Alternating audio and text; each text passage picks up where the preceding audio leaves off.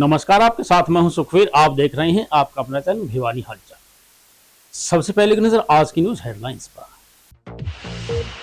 जनसंख्या स्थिरता पखवाड़े के तहत विभिन्न अवेयरनेस कैंप हो रहे आयोजित, कहा डॉक्टर रघुवीर शांडिल्य ने। बच्चों के सर्वांगीण विकास के लिए मेडिटेशन जरूरी, कहा बीके रजनी दीदी ने। गीता का संदेश मनोचिकित्सा के लिए महत्वपूर्ण, कहा डॉक्टर विनोद अंचल ने। डाबढाणी के ग्रामीणों ने प्रस्तावित पोल्ट्री फार्म का किया विरोध, उपायुक्त से की कार्रवाई की मांग। भवानीखेड़ा में 2 युवकों पर लाठी डंडों से हमला, एक की हुई मौत। अब खबरें विस्तार से। स्वास्थ्य विभाग द्वारा 11 से 18 जुलाई तक चलाए जा रहे जनसंख्या स्थिरता पखवाड़े के तहत विभाग कर्मचारियों ने चेतना रैली निकालकर आम जन को जागरूक किया। इस बारे में सीएमओ डॉक्टर रघुवीर शांडिल्य ने बताया कि विश्व जनसंख्या दिवस पर शुरू किए गए पखवाड़े के अंतर्गत स्वास्थ्य कर्मी विभिन्न सामाजिक संस्थाओं, स्कूलों, कॉलेजों, आंगनबाड़ी केंद्रों और प्रत्येक घर घर जाकर लोगों को परिवार नियोजन का महत्व बतला रहे हैं। वहीं गांव में पंचायत प्रतिनिधियों के माध्यम से ग्रामीणों को जागरूक किया जा रहा है। मुख्य चिकित्सा अधिकारी डॉक्टर रघुवीर शांडिल्य ने बताया कि जनसंख्या स्थिरता पखवाड़ा आगामी 18 जुलाई तक आयोजित किया जाएगा। इसके तहत विभिन्न स्वास्थ्य कर्मियों द्वारा अवेयरनेस कैंप लगाए जा रहे हैं। एलिजिबल भावी अभिभावकों को 2 बच्चों में न्यूनतम 3 वर्ष का अंतर रखने के साथ ही परिवार के बेहतर पालन पोषण के लिए 1 से 2 बच्चों को जन्म देने तथा परिवार नियोजन के बारे में जानकारी दी जा रही है। इसके माध्यम से चेतना रैली, पोस्टर मेकिंग, स्कूलों व पंचायतों के माध्यम से आम जन को अवगत करवाया जा रहा है। विशेष तौर पर गर्भवती महिलाओं को पोषक भोजन के बारे में जानकारी दी जा रही है ताकि शिशु मृत्यु दर व माता मृत्यु दर में कमी आए। इसके साथ ही परिवार नियोजन के साधनों, गर्भ निरोधक गोलियों, कॉपर टी व अन्य परिवार नियोजन माध्यमों के बारे में आम जन को जानकारी दी जा रही है। मेरा नाम भावना है, मैं एएनएम ट्रेनिंग स्कूल की छात्रा हूँ। आज 11 जुलाई से लेके अब तक 99वां वर्ल्ड पॉपुलेशन डे चल रहा है। इस बीच में हमारे सीएमओ सर ने हमें वर्ल्ड पॉपुलेशन डे के बारे में हमें अवेयर किया, कैसे हमें पॉपुलेशन को कंट्रोल करना चाहिए। इस उपलक्ष्य में हमने कुछ रैली निकाली है, डायग्राम्स बनाए, पोस्टर बनाए हैं, जिससे हम लोगों को अवेयर कर सके। और सीएमओ सर ने बताया कि हम कैसे अपने माइंड को, अपनी बॉडी को हेल्दी रख सकते हैं। हेल्दी रहेंगे तभी हम हेल्दी इन्वायरमेंट में रहेंगे, हेल्दी फैमिली बनाएंगे। मेरा नाम प्रीति है। हमारे यहाँ पे स्कूल में रैली निकाली गई है। बाहर जाकर जनता को वर्ल्ड पॉपुलेशन डे के उपलक्ष्य में हमें पोस्टर बनाए हैं, लोगों को अवेयर किया है। और हमारे सीएमओ सर हमें आकर अवेयर करके गए हैं। लड़कियों में 11 पॉइंट समथिंग ब्लड होना चाहिए।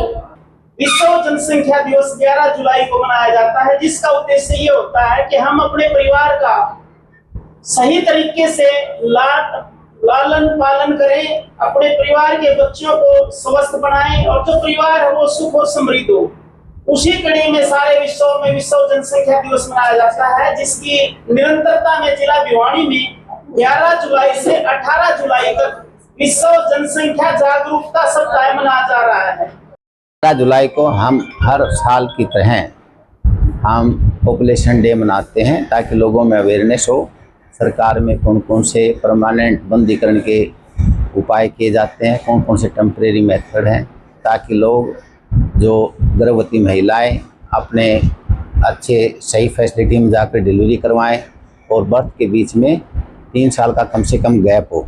तो इसलिए जो एलिजिबल कपल होते हैं, जो शादीशुदा हैं, जो बच्चे पैदा करते हैं, उनके लिए ये अवेयरनेस कैंप किया जाता है। इसके लिए हमने जो हमारी जो लड़कियां हैं, इसकी एएनएम की है, जीएनएम की है, उनके द्वारा रैली का आयोजन किया गया है। और इसके लिए हमने प्रिंटिंग के माध्यम से उसका पोस्टर में किया है। मैं आपके माध्यम से सभी को अवगत कराना चाहूँगा कि हमने अपने बच्चों के बीच में कम से कम 3 साल का गैप करना चाहिए और 1-2 बच्चा ही पैदा करना चाहिए। उनका पालन पोषण और सही शिक्षा दे करके उसको सर्वश्रेष्ठ नागरिक बनाए, ताकि उनका हम अच्छी तरह से रोजगार का जुगाड़ कर सकें, उनको शिक्षित कर सकें।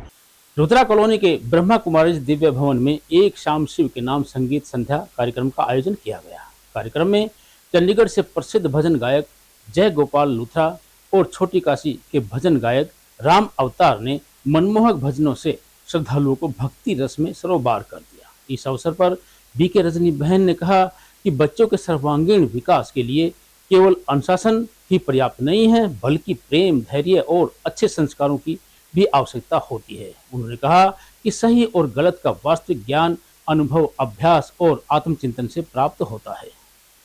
एक शाम शिव के नाम संगीत संध्या कार्यक्रम में बीके रजनी बहन ने कहा कि किसी भी बच्चे को जबरदस्ती से बदलने का प्रयास लंबे समय तक सफल नहीं होता। यदि बच्चों को प्यार से समझाया जाए, उनका मार्गदर्शन किया जाए तथा अभिभावक स्वयं आदर्श प्रस्तुत करें तो बच्चे सहज रूप से सही राह पर चलने लगते हैं। उन्होंने कहा कि घर पर नियमित रूप से सकारात्मक चिंतन और मेडिटेशन का अभ्यास करना चाहिए। इसके लिए प्रतिदिन किसी विशेष स्थान पर जाना आवश्यक नहीं है।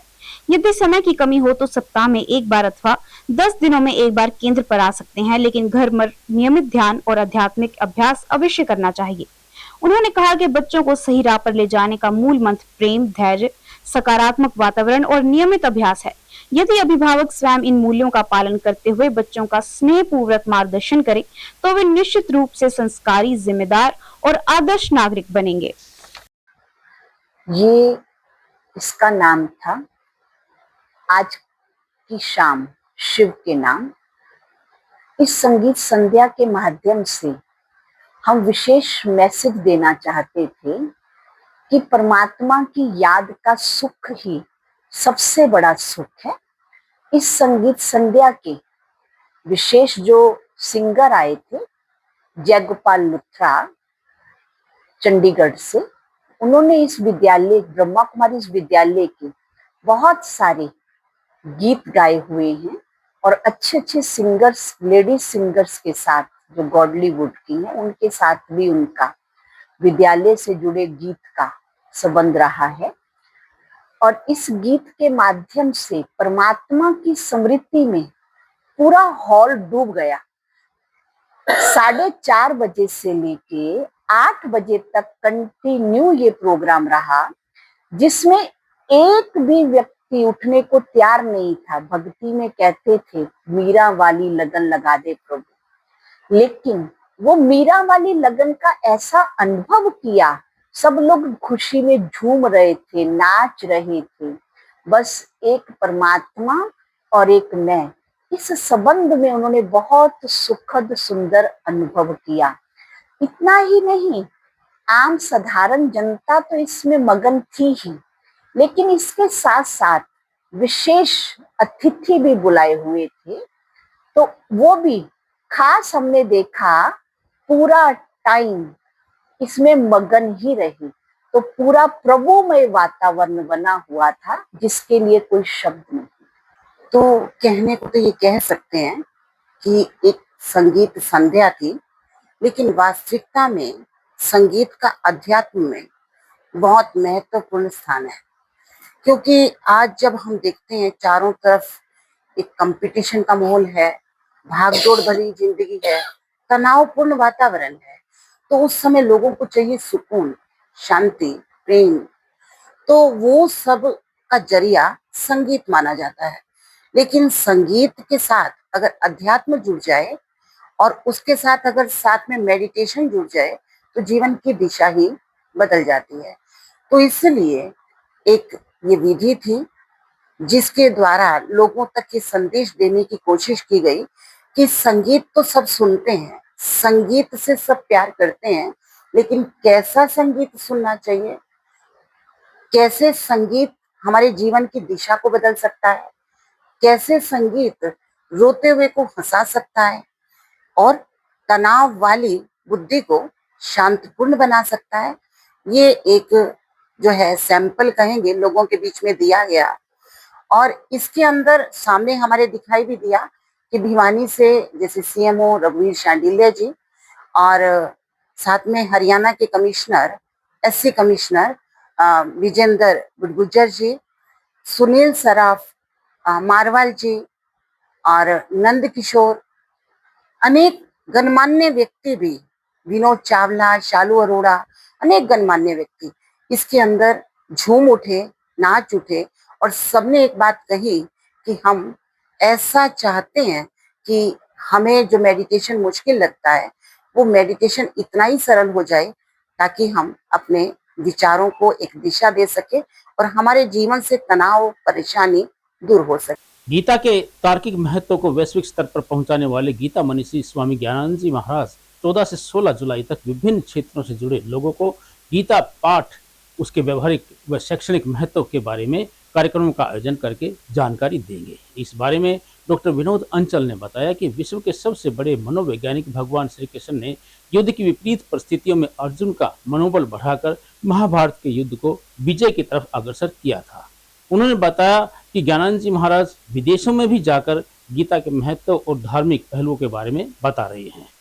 जियो गीता अभियान के तहत गीता के बारे में वकील, डॉक्टर, पत्रकार सहित विभिन्न क्षेत्रों से जुड़े हुए प्रबुद्धजनों के लिए अलग अलग जियो गीता सेशन आयोजित किए जाएंगे ताकि गीता के महत्व को समझकर उसे जीवन में अपनाया जा सके। आयोजन समिति के चेयरमैन डॉक्टर विनोद अंचल ने कहा कि इस गीता ज्ञान को जियो गीता अभियान के तहत वैश्विक स्तर पर मॉरिशस, कनाडा सहित दुनिया के विभिन्न देशों में स्वामी ज्ञानानंद महाराज लेकर गए हैं। गीता के तार्किक महत्व को विश्व स्तर पर पहुंचाया है ताकि गीता में जीवन जीने के तरीकों को लोग अपनाकर तनाव मुक्त व दबाव रहित जीवन जी सकें। उन्होंने कहा कि आज के समय में भौतिक सुख साधनों के बीच मनुष्य आंतरिक शांति को खो चुका है। उन्होंने बताया कि अभियान के तहत गीता के पाठ, उनके व्यवहारिक महत्व, युवाओं के लिए गीता तथा गर्भवती महिलाओं के लिए गीता सहित विभिन्न शैक्षणिक कार्यक्रम आयोजित होंगे। आनंदित खबर है कि भिवानी नगरी में स्वामी ज्ञानानंद जी का प्रवास है 14 से 16 तक। तनाव, दबाव एवं चिंता मुक्त जीवन जीने के लिए एक दिव्य गीता सत्संग का आयोजन किया जा रहा है सूर्या बैंकेट हॉल में दिनांक 14 से 16 तारीख तक। समय रहेगा साय 6 से रात्रि के 9 बजे तक। विभिन्न तरह के कार्यक्रम भिवानी में आयोजन किए जाएंगे स्वामी जी के सानिध्य में, जिसमें मुख्य कार्यक्रम दिव्य गीता सत्संग रहेगा। 14 तारीख को जो हमारे कार्यक्रम रहेगा उसमें महंत वैजनाथ जी और चरणदास जी की सहज संत कृपा होगी। जो गीता जी जो पीछे अलमारी तक सीमित रह गई थी, स्वामी जी ने इसका लक्ष्य बनाया कि इस गीता जी को घर घर तक पहुंचाया जाए। नए क्षेत्र के लिए गीता जी, चिकित्सकों के लिए गीता जी, युवाओं के लिए गीता जी, बाल संस्कार के लिए गीता जी। अभी तो जो गीता जी में जो श्लोक्स हैं उनको व्यवहार के अंदर उन्होंने उनको लेके आए, जो हमारे जीवन के अंदर उसको लेके आए, सरल भाषा में लेके आए, और वो लक्ष्य आज हम उसको लेकर चल रहे हैं और सब हम इसके लिए समर्पित हैं। वैश्विक स्तर पर गीत प्रभाव भविष्य में नजर आएगा, किस प्रकार से सामाजिक में अगर बदलाव नजर आएगा? बिल्कुल, अगर मैं इसको मेरे ऊपर ही देखूं तो आप देख सकते हैं कि ये जो हॉस्पिटल है अस्पताल रोगियों के इलाज के साथ साथ आध्यात्मिकता के साथ जुड़ा है, तो उससे जो हमारा और मरीजों के बीच का जो समन्वय है, जो एक रिश्ता है, उसमें बड़ा सुधार आया है। गांव डाबढानी के ग्रामीण गांव की घनी आबादी के बीच प्रस्तावित पोल्ट्री फार्म को बाहरी क्षेत्र में शिफ्ट करवाने की मांग को लेकर उपायुक्त से मिलने उनके कार्यालय पहुंचे। गांव के सरपंच व ग्रामीणों का कहना है कि पोल्ट्री फार्म से उठने वाली दुर्गंध के कारण आसपास रह रहे करीब 60 परिवारों में बीमारियां फैलने का खतरा पूरी तरह से बना हुआ है। जनहित को ध्यान में रखते हुए उन्होंने प्रशासन से पोल्ट्री फार्म को गांव से बाहर किसी अन्य स्थान पर बनाने की मांग की ताकि संभावित बीमारियों से लोगों को बचाया जा सके। डाबढाणी गांव निवासी नवीन ने बताया कि आसपास के सभी ग्रामीण एकजुट हुए और सबसे पहले ग्राम सरपंच, पंचों तथा फार्म संचालक से बातचीत कर आबादी वाले क्षेत्र में हैचरी फार्म नहीं लगाने का आग्रह किया। ग्रामीणों ने कहा कि यदि फार्म स्थापित करना ही है तो इसे आबादी से दूर किसी और स्थान पर लगाया जाए ताकि लोगों को किसी प्रकार की परेशानी का सामना न करना पड़े। नवीन ने बताया कि जब स्थानीय स्तर पर समाधान नहीं निकला तो ग्रामीणों का प्रतिनिधिमंडल उपायुक्त से मिला और पूरे मामले से अवगत कराया। ग्रामीणों का कहना है कि हैचरी फार्म से निकलने वाली अपशिष्ट दुर्गंध, मक्खियां और अन्य कीटों की संख्या बढ़ने का खतरा रहता है। यदि ऐसे फार्मों का वैज्ञानिक तरीके से संचालन और अपशिष्ट प्रबंधन ना हो तो आसपास रहने वाले लोगों को श्वसन संबंधी दिक्कतें, एलर्जी तथा अन्य संक्रामक रोगों के फैलने का जोखिम बढ़ सकता है। इसी कारण ग्रामीण आबादी के बीच इस प्रकार की गतिविधि का विरोध कर रहे हैं। हम गांव डाबढाणी से आए हैं। हम आपके भिवानी हलचल चैनल के माध्यम से भिवानी वासियों को, हल्का वासियों को सूचित करना चाहते हैं कि हमारे गांव में एक बिजानिया ढाणी के नाम से बस्ती है, जिसमें लगभग 30 से 40 लोग रहते हैं। और हमारे 30 से 40 घरों के बिल्कुल बीच में एक hatchery farm, poultry farm, breeding farm खोला जा रहा है, जिसके लिए हमने सारे ग्रामवासियों को इकट्ठा करके, नज़दीक जो बस्तीवान उनको इकट्ठा करके, ग्राम सरपंच से मिलके, पंच से मिलके, जो हैचरी फार्म लगाया जा रहा है उससे हम मिले हैं और उससे रिक्वेस्ट करी है कि कृपया करके इस लोकेशन में आप मत लगाओ। ये जगह ऐसी है जहां लोग रह रहे हैं और यहाँ लगाना थोड़ा सा आगे चल के दिक्कत आएगी, लोगों को दूषित हवा हो जाएगी, मक्खियाँ हो जाएंगी, पीने का पानी खराब हो जाएगा, दुर्गंध आएगी, जिससे लोगों को यहाँ से पलायन करना पड़ सकता है। तो हमने बार बार रिक्वेस्ट करी है, बट एक रमन सन ऑफ राजवीर जो हैचरी फार्म खोला जा रहा है, जो तैयारियां कर रहा है, हम उनसे मिले हैं, पर उन्होंने बोला कि भाई आप अपनी कागज कार्रवाई कर लो, हम अपनी कागज कार्रवाई कर लेंगे, हम यहाँ पे खोलेंगे। तो आज हम सारे ग्रामवासी लगभग 30 से 40 लोग यहाँ इकट्ठे हुए हैं और खुले दरबार में भी हमने एप्लीकेशन दी है, डीसी साहब से मिले हैं, अब हम एसडीएम साहब से मिलेंगे, एडीसी साहब से मिलेंगे, सीएम विंडो भी डालेंगे, और भी हमें कहीं ऊपर जाने की जरूरत पड़ेगी किसी उच्च अधिकारी के पास तो भी हम जाएंगे। सभी भाइयों का मैं धन्यवाद करता हूं और आपने हमारी आवाज़ भिवानी हलचल के माध्यम से यहाँ पे सुनी, इसके लिए भी मैं आपका धन्यवाद करता हूं। और हम यहाँ पे आए हैं कि गांव ढाब ढाणी की आबादी का जो एरिया है उसके अंदर एक ब्रीडिंग फार्म बड़े लेवल के स्तर पर खुल रहा है, और जिसके बारे में हमने उनसे बात भी की है, लेकिन वो मान नहीं रहे। तो इसके लिए हमने एडीसी साहब से भी बात की है, डीसी साहब से बात की है, तो उन्होंने हमें भरोसा दिलाया है कि हम आगे की विभागीय कार्रवाई ज़रूर करेंगे और आगे जो भी प्रोसेस होगा हम उसको ज़रूर, कहीं पे जाने की ज़रूरत पड़ेगी तो हम जाएंगे ज़रूर, कहीं पे भी जाना। बुआनीखेड़ा कस्बे के वार्ड नंबर 11 के 33 वर्षीय निवासी बलजीत व उसके दोस्त को कुछ लोगों ने लाठी डंडों से पीट कर बुरी तरह से घायल कर दिया। परिजन दोनों घायलों को तुरंत उपचार के लिए सामान्य अस्पताल भिवानी लेकर पहुंचे। उपचार के दौरान चिकित्सकों ने बलजीत को मृत घोषित कर दिया। मामले की जांच में जुटे तोसाम के डीएसपी दलीप सिंह ने बताया कि झगड़े में घायल 2 लोगों में से एक की मौत हो गई है, जबकि दूसरा उपचाराधीन है।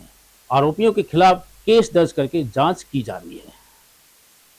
मृतक बलजीत के दोस्त मोनू से प्राप्त जानकारी अनुसार बवानीखेड़ा के ही 15-16 आरोपियों ने लाठी डंडे, लोहे की रॉड व नुकीले हथियारों से उन पर हमला किया। आरोपियों ने रंजिश में प्लानिंग के तहत यह हमला किया। तो शाम डीएसपी दलीप सिंह ने बताया कि सूचना मिली थी कि झगड़े में 2 लोगों को चोट लगी थी, जिनमें से एक की मौत हो गई। इस सूचना पर पुलिस टीम मौके पर पहुंची और जांच में जुट गई। मृतक के परिजनों के बयान पर आरोपियों के खिलाफ हत्या का केस दर्ज किया गया है। मामले की गंभीरता से जांच की जा रही है। प्राथमिक जांच के अनुसार पुरानी रंजिश में इसकी हत्या की गई, क्योंकि मृतक भी 2020 में हत्या के मामले में 20 साल की सजा काट रहा था, अब बेल पर आया हुआ था। उसी पुरानी रंजिश में वारदात को अंजाम दिया गया। पुलिस आरोपियों की गिरफ्तारी के लिए जांच में जुटी है। मैं बुआनीखेड़ा का रहने वाला हूँ। मेरा वार्ड नंबर 11 है और ये रात को 11:30 बजे हुआ है ना, ये 10:30 बजे से हुआ था। ये मेरा चाचा है तो जिसकी मौत हो गई, वो मेरी मम्मी का बेरा लेने के लिए आया था हॉस्पिटल में। और ये जो मारने वाले पहले ही खड़े थे, या इसने कुछ ना कुछ किया हुआ था, वो ये मारना आए थे। और भी बंदे थे वो तो भाग गए, इनके साथ थे। ये 2 बच गए, एक तो पीड़ित अभी और एक की मौत हो गई। क्या घटना, कितने लोग थे, क्या ये बिंडे लिए हुए थे और कुचरी, पेचकस और राड लोहाड़ी। तो पुरानी रंजिश है, पुरानी थी पहले, फिर उसका तो फैसला हो गया था। अभी कोर्ट ने जमानत कर दी थी इनकी, 7 साल में अभी आए थे, 3 महीने हुए थे। ये बुआनीखेड़ा में जो मर्डर हुआ है वो बलजीत नाम के लड़के का मर्डर हुआ है और इसका एक साथी है मोनू, वो इंजर्ड है, उसकी भी काफ़ी चोटें मार रखी है। तो इसमें इनका जो है ना 4-5 लोग जो बाई नेम हैं और उसके बाद में कुछ लोग और भी आए बताए गए हैं। तो हमने स्टेटमेंट इसमें रिकॉर्ड कर ली है और FIR लॉन्च कर दी है और इसमें जल्दी इनको गिरफ्तार कर लिया जाएगा। इसमें चोट प्राइमरी शुरुआत में चोट 4 लोगों ने मार पिटाई की है, जैसा कि स्टेटमेंट में बताया है, और उसके बाद में कुछ लोग और 8-10 लोग और आने बताए गए। ये जो जो जिसकी मौत हुई है, जिसका मर्डर हुआ है, ये लड़का 20 साल की सज़ा काट रहा है और 2020 में ये जो है ना मर्डर में शामिल था, उसमें 20 साल की सज़ा हो गई थी और ये पैरोल पे और छुट्टी आया, उस बेल पे आया हुआ था, हाई कोर्ट से बेल पे आया हुआ था। और इसी प्रकार जो इंजर्ड है मोनू, वो भी बेल पे ही आया हुआ था। और चलते चलते फिर से एक नजर आज की न्यूज हेडलाइंस पर। जनसंख्या स्थिरता पखवाड़े के तहत विभिन्न अवेयरनेस कैंप हो रहे आयोजित, कहा डॉक्टर रघुवीर शांडिल्य ने। बच्चों के सर्वांगीण विकास के लिए मेडिटेशन जरूरी, कहा बीके रजनी दीदी ने। गीता का संदेश मनोचिकित्सा के लिए महत्वपूर्ण, कहा डॉक्टर विनोद अंचल ने। डाबढाणी के ग्रामीणों ने प्रस्तावित पोल्ट्री फार्म का किया विरोध, उपायुक्त से की कार्रवाई की मांग। भवानीखेड़ा में 2 युवकों पर लाठी डंडों से हमला, एक की हुई मौत।